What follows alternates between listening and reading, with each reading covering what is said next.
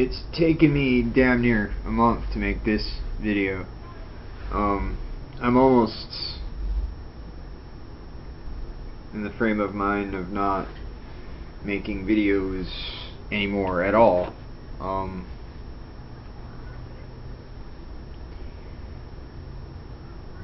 But this, yeah, it's something that I should make a video about, so I am.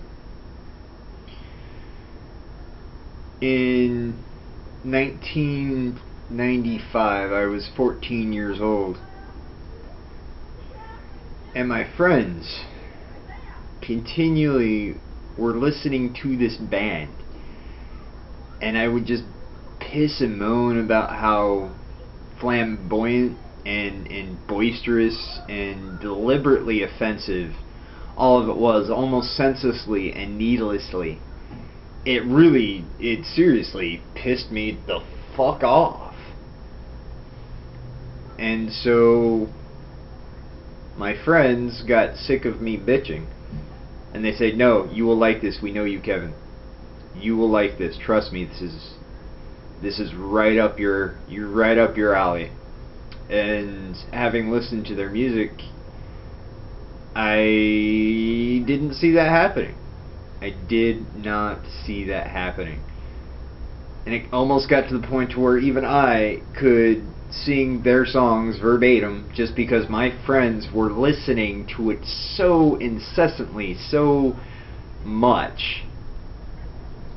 And of course, when you are critical of something, you tend to be a little bit more receptive to it, so the lyrics were more apt to get into my noggin, as it were. And this band came to my hometown, and my friends were just like, "You see, you go to this show, Kevin, and you will understand. You will understand why this is so awesome." And I just said, "You know what, fuck it, no, I'm not gonna go." But then my buddy Steve bought me a fucking ticket, and God, I am so happy he did. I'm so fucking happy he did. I don't think that I've ever appropriately thanked him either, so Steve, thank you. It was only $14 at the time, but still, it might have been $1 million for what it was worth for me.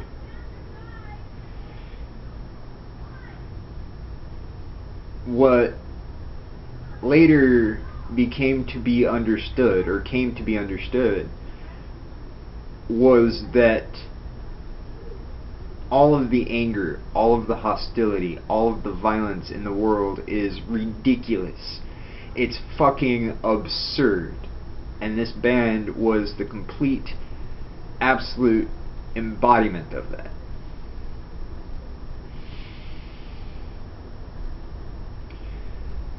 And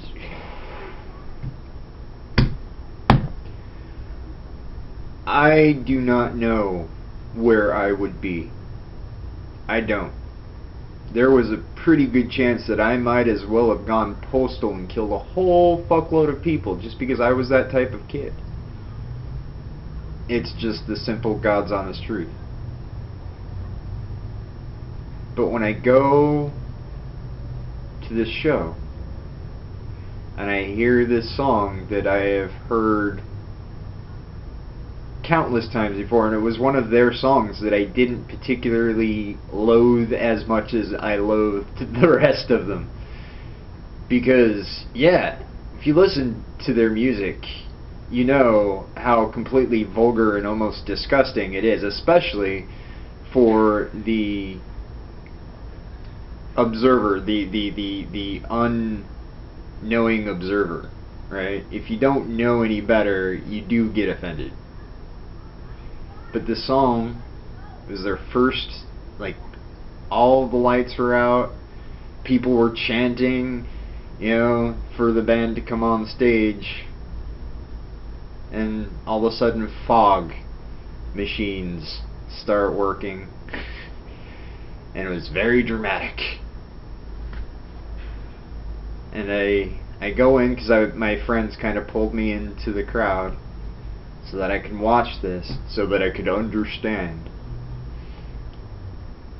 And the band begins to play, and the audience doesn't violently kick or throw punches or a lot of that other type of really generic bullshit that is expected in metal shows most commonly. No, they started to pogo. Just bouncing up and down pleasantly, and it was fun. And it was this song that I liked so much. Hold on. Yeah, I get in there, I get ready to, you know, do whatever, and I hear this.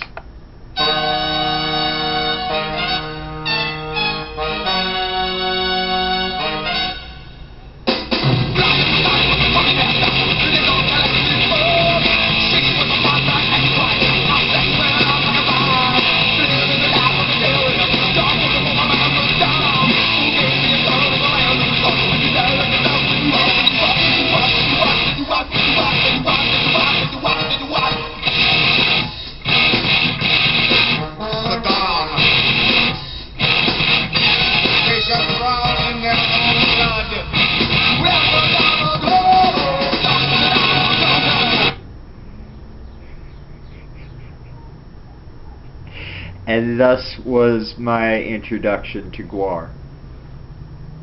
And that was just the beginning of it. I noticed the people there were not violent, they were not angry, they were simply having fun. They were just having fun. Now, to be fair, there were pits that did form.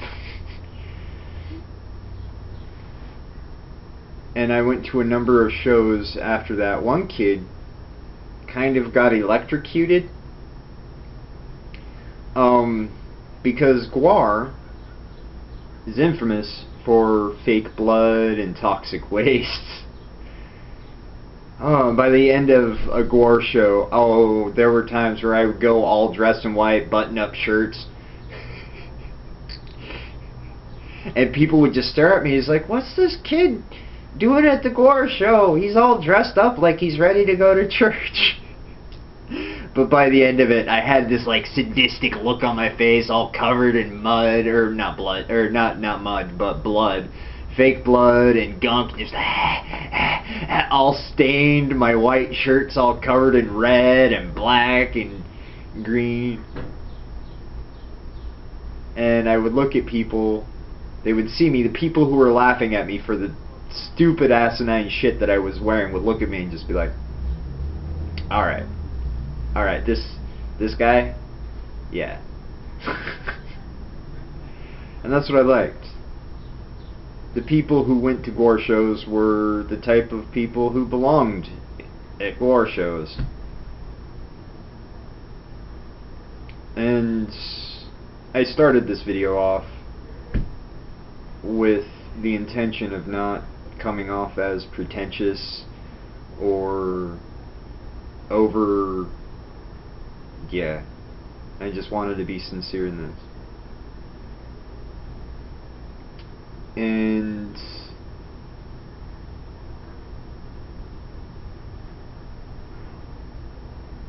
I didn't miss a show for almost another 10 years after that. I collected all of their albums, and yeah, I got the chance to shake Dave Brockie's hand while he was out of costume before they went on stage. I recognized him, like, and he's just like, yeah, he didn't really seem like he even wanted to be acknowledged. He was walking around on his own. No band members around, it was just him just walking around. And I just walked up to him, and I said, you're, and he's just like, yeah. I'm like, well, I would just like to shake your hand. thank you for giving me something to do. And he's just like, yeah. Was there anything else? He asked me too, was there anything else? After I shook his hand, and I was just like, you know, honestly, no. He's like, alright, cool. I'm gonna go over here now. And other members of the band, actually, as it turns out, when I got older and could go to bars and stuff like that, they would regularly visit this bar that I also regulared. And after a Guar show, I went to this bar, and then lo and behold, there were these people with makeup on, and I was just like, holy shit, that's... oh, I gotta get out of here. Because, you know, it's said that never meet your heroes, kind of thing. And so I didn't. I probably should have. But I didn't. So, you know, fuck it. Whatever, I'm an idiot.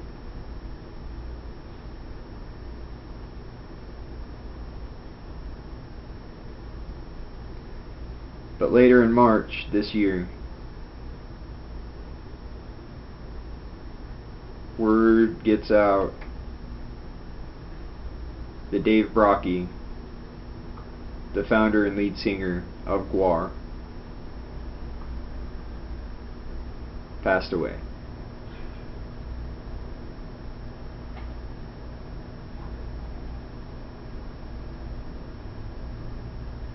Anybody who's listened to Guar knows what they're all about. They weren't exactly the most beautiful of musicians, but hands down, they were my favorite band. Favorite band of all fucking time.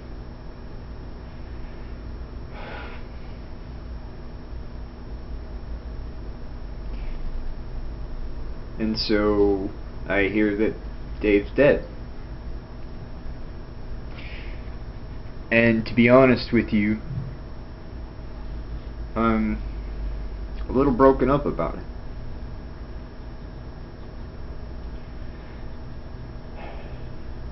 Because I haven't been to a Guar show in probably, since 2003, maybe 2004. It's been a good long while. And in the back of my brain, even though with my physical conditioning degenerating, me becoming less and less capable, I always had it in my head, I'm gonna go see one more.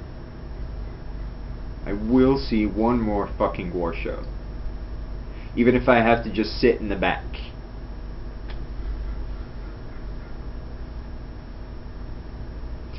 But now Oderus is dead. He went home.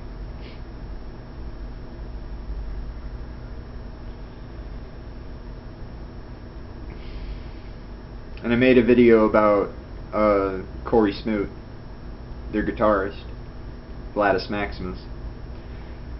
He passed away as well. So it's just, fuck, it's one of those things where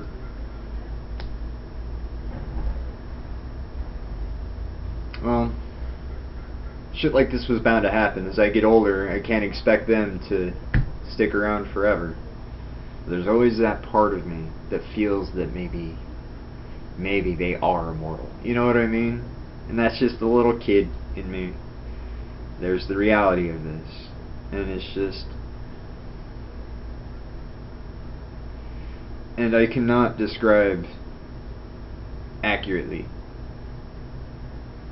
with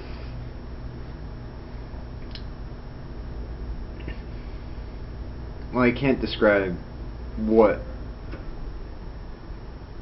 this band actually meant for me.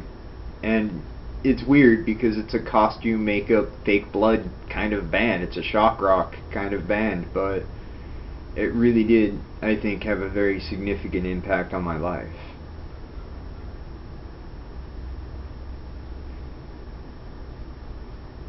With the introduction to this band, I learned that it was okay to be angry. It's okay to want to do violence. But you have to realize that it's all silly. All of the anger and hostility that you feel is a joke. And you might as well dress up in a costume and go around and spray paint the town with fake blood and graffiti and all that stuff. You might as well, for all of that anger, for all that it's doing for you, you might as well do that. Because it's all ridiculous.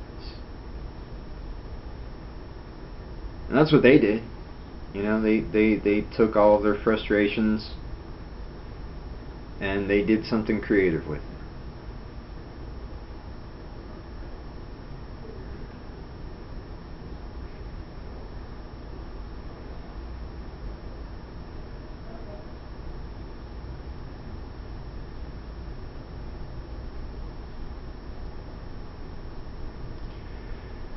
I don't know what else I have to say about it, other than this man had his influence on my life and me as a person.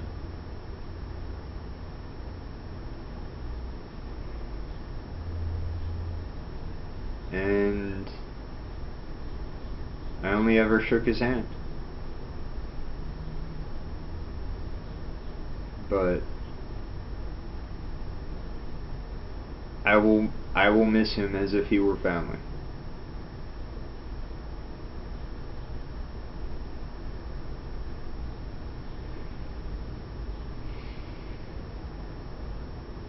Fuck, I never thought.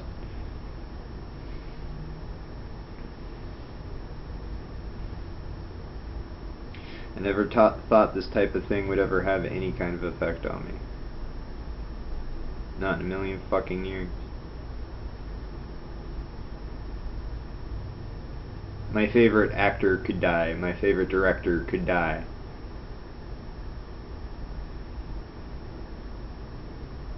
And I wouldn't bat an eye, but this.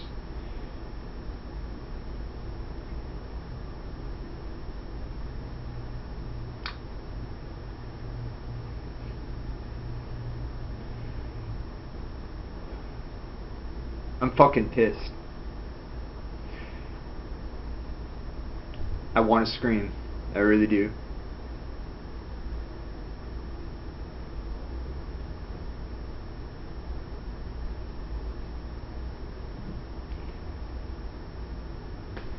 But what does that anger do for me?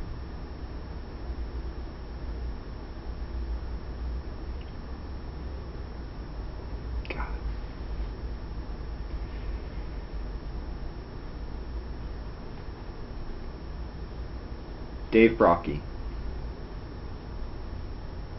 I will miss you.